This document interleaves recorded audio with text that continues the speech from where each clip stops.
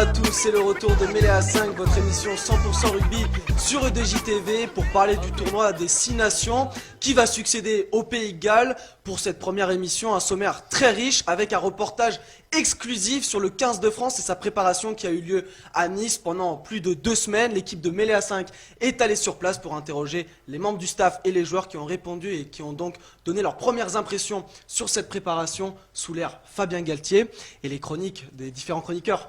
Sur cette table, Anthony Lancien, on commencera par vous avec le VHS, revenir un petit peu sur la conception du tournoi des 6 nations. Tom, on reste avec le souci du détail, vous allez parler des accords entre la Ligue nationale de rugby et la Fédération française de rugby. Et Mathieu Agro, c'est plus le facteur X, c'est l'étoile montante, le joueur qui va faire la différence, un par nation, un par semaine. Cette semaine, on commence avec un Gallois, et pour épauler tous ces chroniqueurs, Monsieur Chiffre, Valentin et Yorka. Et on va commencer cette émission, comme je l'ai dit, tout de suite, avec le VHS d'Anthony Lancien. Marvelous pick up by Ring. Yayan Evans. Evans all the way. Oh, what a blistering run by Evans. That is a magnificent try. Alors Anthony, le tournoi a une histoire très riche. On remonte à très très loin dans le temps avec que des Britanniques. C'est ça, tout commence en 1884. C'est cette année-là que pour la première fois, les 4 nations britanniques, l'Irlande, le Pays de Galles, l'Écosse et l'Angleterre vont s'affronter au cours d'une même période et donc créer l'ancêtre du 6 nations.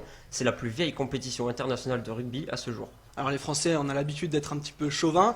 On se demande donc qu'est-ce que fait la France pendant ce temps-là. Pourquoi ils n'intègrent pas ce tournoi? Eh bien la France à ce moment-là, elle n'en est qu'au balbutiement de son rugby. Elle est trop juste pour intégrer ce tournoi, elle ne va l'intégrer qu'en 1910, soit presque 30 ans après de bonnes performances contre ces mêmes équipes britanniques lors de matchs amicaux. Les relations entre les Britanniques et les Français sont souvent un petit peu compliquées et le tournoi ne déroge pas à la règle. C'est ça, la France est exclue une première fois en 1913 après le match France-Écosse qui voit des heurts éclater notamment contre l'arbitre. Les Écossais l'année d'après refusent d'affronter la France qu'ils jugent trop violente. Donc la France est implicitement exclue du tournoi, c'est l'année 1914, sauf que implicitement pourquoi? Parce qu'après la guerre mondiale éclate, donc le tournoi n'a pas lieu, le tournoi reprend en 1920 et au nom de la fraternité d'armes, l'équipe de France est autorisée à réintégrer ce qui est maintenant le tournoi des 5 nations.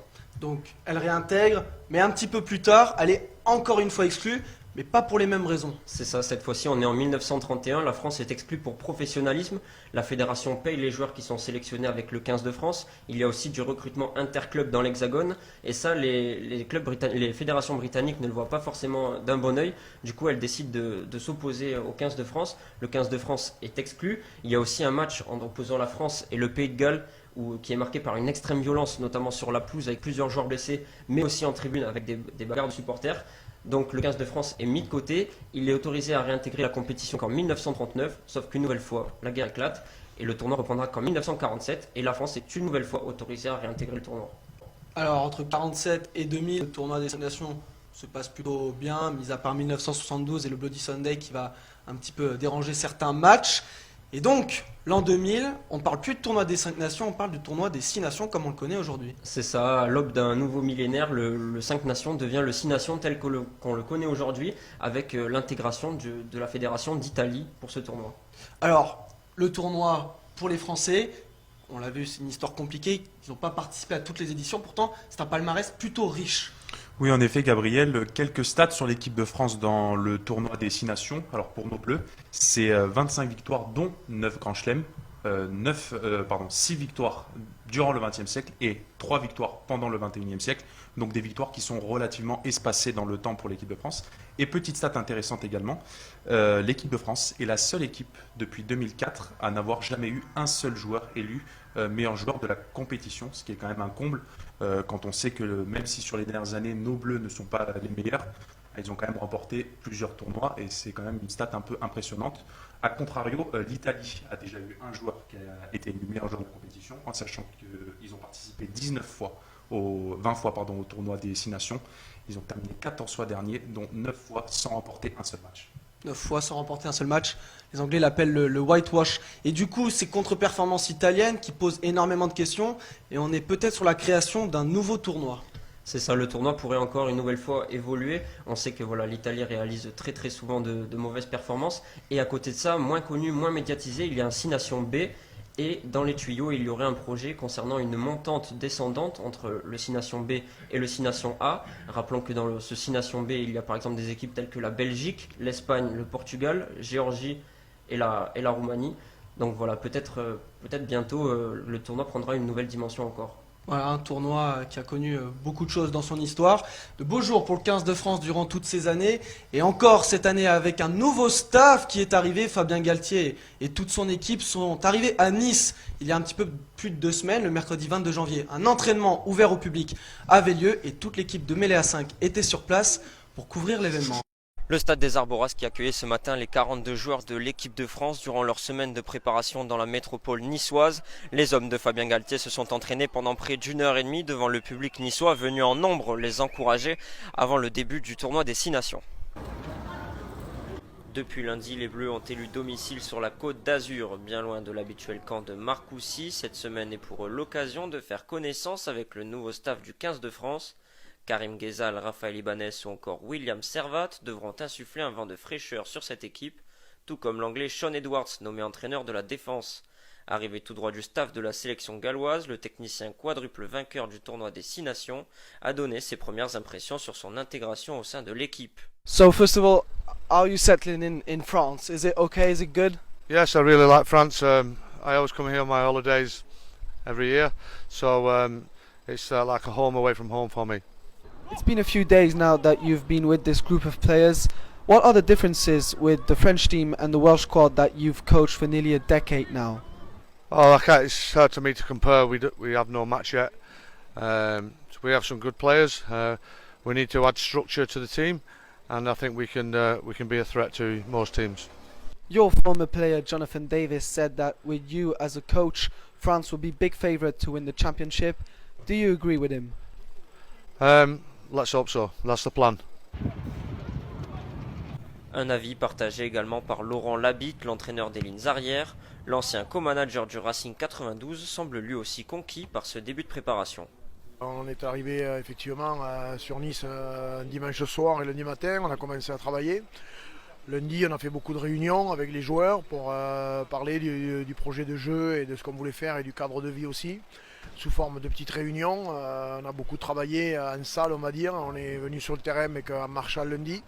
Et on a commencé réellement mardi à faire un petit peu de terrain aussi, continuer à bien connaître et appliquer les plans de jeu. Et aujourd'hui, c'était réellement la première session et séance vraiment intensité avec du contact, avec du jeu. Et sincèrement, au bout de 2 jours, on est plutôt satisfait du rendu déjà, même s'il y a bien sûr beaucoup de points d'amélioration à trouver. Mais sincèrement, après 48 heures, et pour certains qui étaient sur le terrain avec leur club en Coupe d'Europe dimanche encore, on a fait une très bonne session aujourd'hui. Un jeu léché qui a séduit les spectateurs niçois, mais aussi une délocalisation qu'ils aimeraient voir plus souvent. Moi je pense que l'équipe de France appartient à tout le monde et donc beaucoup de métropoles pourraient recevoir l'équipe de France. Je pense qu'il faudrait souvent délocaliser, même les matchs, même un match de tournoi des 6 nations à l'Alliance Riviera, ça serait super. Déjà ça fait extrêmement plaisir parce que c'est un environnement, on va dire que moi personnellement je ne connais pas. Nice c'est une très belle ville et en fait ça permet à tous les petits jeunes de venir voir l'équipe de France quoi. Parce que sinon se déplacer à Paris ça devient un peu compliqué et là ils ont la possibilité d'avoir l'équipe de France près de chez eux quoi. Salut. Merci, c'est sympa. C'est important aussi pour nous dans le projet, dans ce qu'on souhaite faire, dans ce qu'on a dit, comment on souhaitait fonctionner avec cette équipe de France. Le projet que mène Fabien avec Raphaël, on doit aussi retrouver aussi une bonne image, avoir ce sentiment aussi que tout le monde soit fier de l'équipe de France. Et pour ça, il faut aller au contact des gens, il faut prendre le temps. On se rappelle aussi, on a tous été enfants, comme on a vu beaucoup d'enfants aujourd'hui. Où on badait, on était content de voir les grandes équipes venir. On a tous aussi commencé dans des petits clubs. Voilà, donc il faut aussi se rappeler de ça et ça fait partie je dirais pas de notre job, de notre passion. On est des privilégiés de la vie de pouvoir faire de notre passion notre métier. Et il faut aussi savoir rendre aux gens tout ce que l'on a et d'être accessible. Le Sud apparaît être finalement un très bon choix, notamment en raison des conditions climatiques idéales pour l'entraînement, comme en attestent le talonneur Kamisha et Philippe Turblin, médecin de la sélection. Très content de s'entraîner à Nice. Il fait un peu plus chaud qu'à Paris, donc c'est cool. Et puis on s'était déjà entraîné ici cet été, donc non, c'est plaisant. Lorsqu'on part de Marcoussis pour venir s'entraîner sur d'autres lieux, effectivement, d'une part bénéficier de conditions climatiques qui sont probablement plus agréables et plus confortables pour nos joueurs, et pouvoir venir amener nos joueurs dans des conditions différentes que Marcoussis, dans la mesure du possible, en fonction du calendrier et des matchs qu'on prépare. Une chose est sûre, les Bleus apparaissent plus préparés et plus motivés que jamais pour défier les Anglais d'Eddie Jones le 2 février prochain au Stade de France. Reportage signé Méléa 5 sur le 15 de France qui s'est entraîné sur le stade des Arboras, foyer du stade niçois. Il y a des interrogations qui se posent sur le niveau de jeu du 15 de France. Est-ce qu'il est armé pour faire un gros tournoi destination? Et la question que je vous pose chacun, réponse très brève, qui va gagner ce tournoi destination? On va commencer par un avis contre le 15 de France. Pour vous, Tom, c'est l'Angleterre qui est favori, le vice-champion du monde n'a aucun souci à se faire. Aucun souci, je suis pas sûr, parce que je pense que tout va se jouer pour ce premier match entre l'équipe de France et l'équipe d'Angleterre. Le crunch le premier week-end. Donc pour moi, le gagnant de ce match va remporter le tournoi, avec l'Angleterre qui a un calendrier très favorable par la suite. S'ils remportent ce match face à l'équipe de France, ils ont l'Irlande et ensuite le Pays de Galles à Twickenham. Ils ont juste un petit déplacement contre l'Écosse à bien négocier. Mais sinon, si ils gagnent contre la France ce week-end, je pense que c'est tout droit vers le Grand Chelem. Anthony le disait dans Méléa 5, les derniers épisodes. Pour vous, depuis le début, ce 15 de France-là peut gagner le tournoi destination, même si dernièrement, il y a des couacs dans les pattes de Fabien Galtier. C'est ça, j'avais parlé notamment du calendrier favorable. Nos Bleus aussi ont un calendrier favorable, sachant qu'ils reçoivent justement l'Angleterre et l'Irlande, qui sont aussi deux très gros morceaux. Mais ces dernières semaines, il y a quand même quelques événements qui sont venus un petit peu troubler cette préparation. Notamment, il y avait une interrogation concernant la présence ou non des joueurs des Saracens. Est-ce que le club allait libérer ses joueurs ou non? Pour expliquer quand même, parce que les téléspectateurs sont peut-être pas au courant de cette histoire, les Saracens, qui sont un club du championnat anglais, ont eu quelques problèmes avec la justice et la fédération anglaise concernant le fair play financier du rugby. Ils avaient un petit peu trop payé certains joueurs, donc ils s'étaient vus retirer un gros nombre de points, 35 il me semble, et du coup ils jouaient le maintien, et pour jouer le maintien ils ont besoin de leurs cadres qui fournissent le 15 d'Angleterre. Et dernièrement, rebondissement dans cette histoire, dans cette affaire, la fédération anglaise a tout simplement décidé que les Saracens joueraient définitivement en Division 2 la saison prochaine. Donc vu que l'équipe n'a plus rien à jouer, ils peuvent laisser ces joueurs-là au 15 d'Angleterre, et quand on sait que ces joueurs-là sont exceptionnels et sont essentiels dans ce 15 d'Angleterre, ça fait peur. C'est ça, c'est de grands retours que va enregistrer le 15 de la Rose avec par exemple Farrell, Vunipola. Et à contrario, Fabien Galtier, lui, est en train de perdre des hommes, et on sait déjà que Kamisha est forfait. Apparemment Demba Mamba est aussi touché musculairement. On parle d'un virus pour Baptiste Serin, donc ça se complique encore un petit peu plus pour les Bleus. Et puis surtout, le match qui intervient ce week-end, c'est quand même la finale avant l'heure. C'est malheur aux perdants. Si la France venait à perdre ce match contre l'Angleterre, elle laisserait un boulevard aux Anglais qui, comme Tom l'a dit, auront juste un déplacement en Écosse à bien négocier. Tandis que si la France perd, elle devra aller s'imposer au Pays de Galles, et on sait tous que ce n'est pas chose facile. Donc pour vous, c'est qui tout double? Le vainqueur de ce match et le vainqueur du tournoi. Même avis du côté de Mathieu Agro, je crois. Bien sûr, c'est compliqué de livrer son pronostic sur un groupe qui vient d'être renouvelé. Maintenant, comme l'a très bien dit Tom, tout se jouera des premiers matchs face à cette équipe anglaise qui domine maintenant le rugby européen depuis le début de la décennie. Mais côté anglais, il y aura l'absence sans doute de Vunipola et de Slade, le centre. Vunipola qui est quand même un joueur exceptionnel, qui est une des clés de voûte de cette mêlée anglaise. Donc pour moi, tout se jouera sur ce premier match, bien sûr. Mais je suis pas inquiet pour cette équipe de France qui, à défaut d'avoir beaucoup d'expérience, a une grosse profondeur d'effectifs. Et ça sera peut-être ça la clé du match, ça sera les entrants. Pour vous, le favori, qui est le 15 de France, a construit une ossature de groupe sur le dernier match contre les Gallois. Exactement, moi je retiens beaucoup de choses positives sur ce match contre les Gallois, notamment des jeunes joueurs qui ont repris le flambeau dans cette équipe. Et on va les retrouver justement lors de ce premier match, lors du crunch. Et ça va être très intéressant de voir des joueurs tels que Charles Olivon, Romain Ntamak et Antoine Dupont jouer contre ces Anglais vice-champions du monde. Mais je nourris de grands espoirs en cette équipe de France. L'avantage du terrain aussi, on ne parle pas assez du fait que l'équipe de France joue au Stade de France. La dernière fois qu'ils avaient joué au Stade de France, ils avaient battu l'Angleterre, donc... Petit récapitulatif. Angleterre, pour vous Tom. Oui, plus d'expérience. France pour vous Anthony. Ouais. Pareil. France pour moi, oui. Ça change pas. Personne pour l'Irlande, le Pays de Galles, qui ont un calendrier plutôt compliqué en plus. Pour conclure peut-être sur l'Irlande, c'est quand même une équipe qui est en train de se remobiliser, qui va perdre certains cadres, qui est quand même en train de se rajeunir. Et c'est très compliqué de se reconstruire, on le sait, dans ces années-là, ça sera une année de transition. Donc pour moi, je pense que l'Irlande, malheureusement, sera peut-être un peu affaiblie d'ici 2021-2022. L'Irlande donc qui joue gros, tout comme le 15 de France qui récemment a conclu de nouveaux accords. C'est l'heure du souci du détail de Tom Ively. Des accords, Tom, entre la Fédération française de rugby et la Ligue nationale de rugby qui sont pas vraiment clairs, on est un petit peu dans le flou, donc expliquez-nous. Donc je vais essayer d'expliquer, oui, effectivement. Donc ces accords font beaucoup parler d'eux en ce moment. C'est les accords entre la Ligue nationale et la Fédération française, comme vous l'avez dit. Et depuis de nombreuses années, c'est la discorde entre les deux plus hautes instances du rugby français. Et c'est au plus gros malheur de l'équipe des Bleus qui, depuis 2011, n'ont pas fini dans le top 2 du tournoi de 6 nations. Donc pour retrouver les plus belles années de l'équipe de France, ils sont mis d'accord pour ces nouveaux accords qui vont permettre, on espère, de voir l'équipe de France au plus haut niveau. Un accord qui ravit Fabien Galtier qui voulait vraiment ce projet depuis très longtemps. Oui, en effet, Gabriel, l'accord phare qu'on doit retenir entre la FFR et la LNR, c'est l'élargissement du groupe à 42 joueurs au lieu de 31. Voilà, Fabien Galtier le voulait absolument, donc beaucoup de pression pour lui sur ses épaules dans ce tournoi, puisqu'il est vraiment mis dans les meilleures dispositions pour aborder ce tournoi destination. De plus, il est aussi important de parler du système de primes que la LNR devrait recevoir en fonction des résultats du 15 de France. Si le 15 de France réalise le Grand Chelem, c'est 1,85 million d'euros qui va tomber dans la poche de la LNR et 1,25 million d'euros si la France termine première, sans réaliser le Grand Chelem. Et ensuite, les primes baisseront en fonction du résultat des Bleus, qu'ils terminent deuxième ou troisième.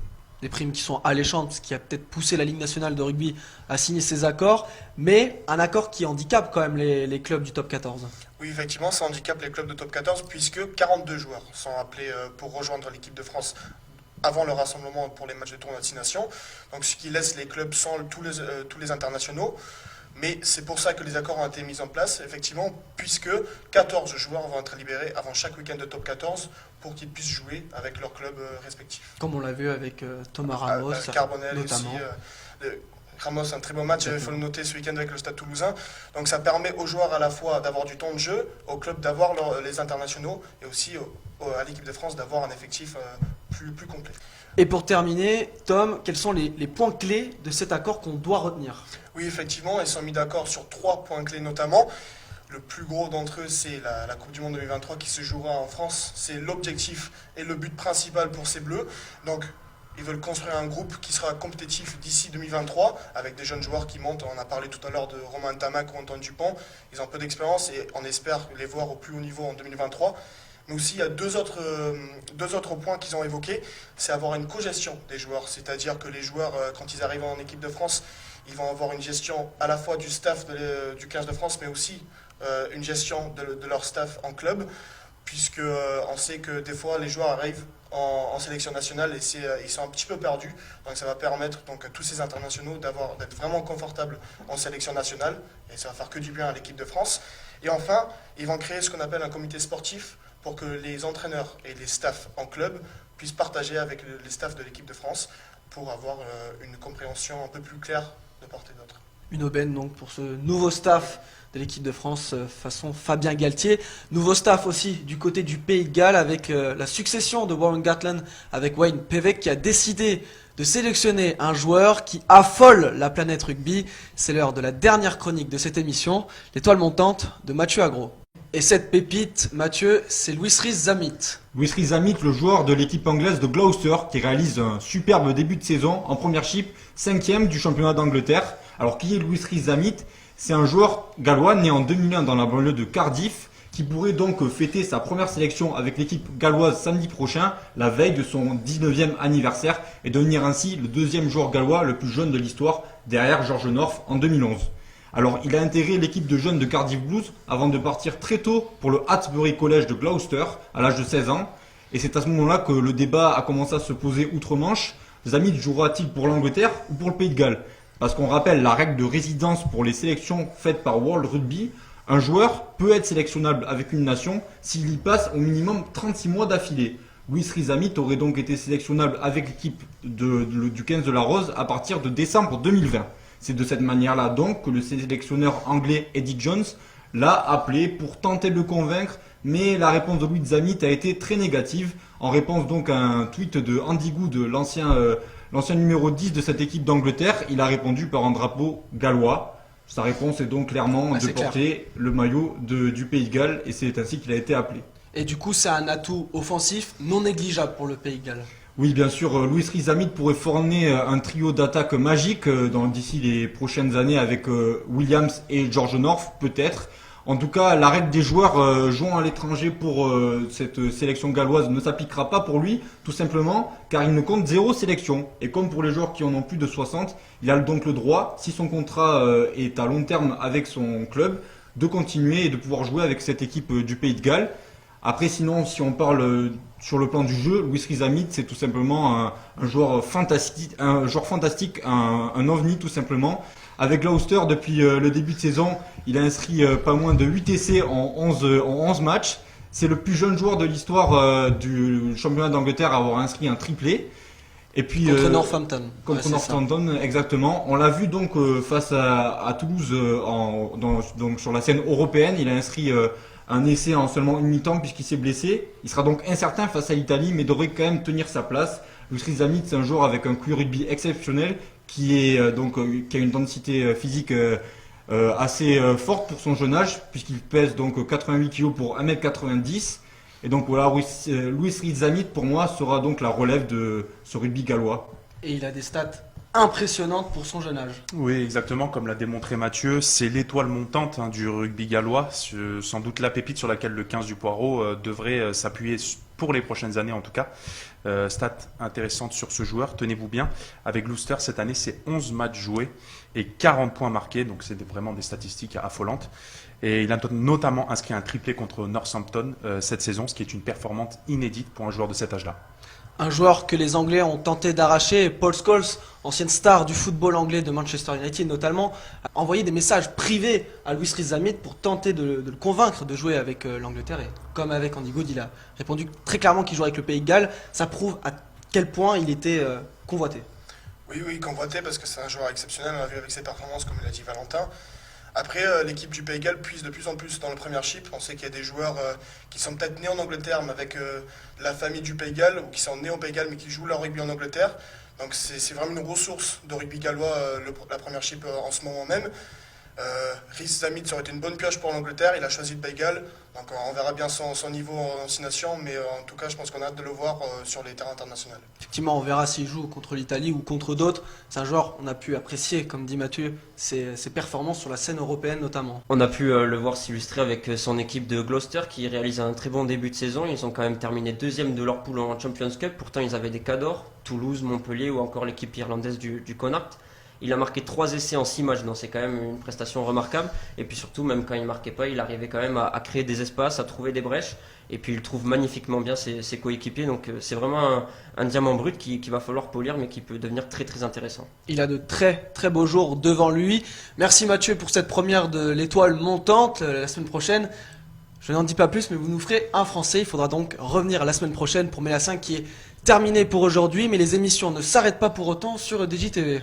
Oui, en effet, vous pouvez retrouver dès la semaine prochaine Fallait qu'on en parle, présenté par Andrea Iberti et toute son équipe. Puis vous pourrez retrouver également aussi l'interview café, présenté par Anne-Laure Villa et Camille Chorlet. Merci messieurs, merci à vous d'avoir regardé Méla 5.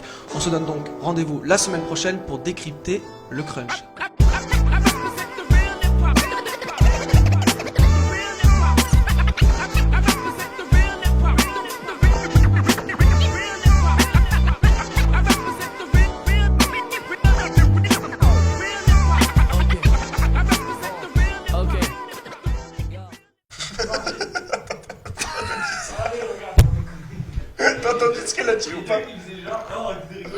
c'est une T'as horreur. entendu ce qu'il a dit?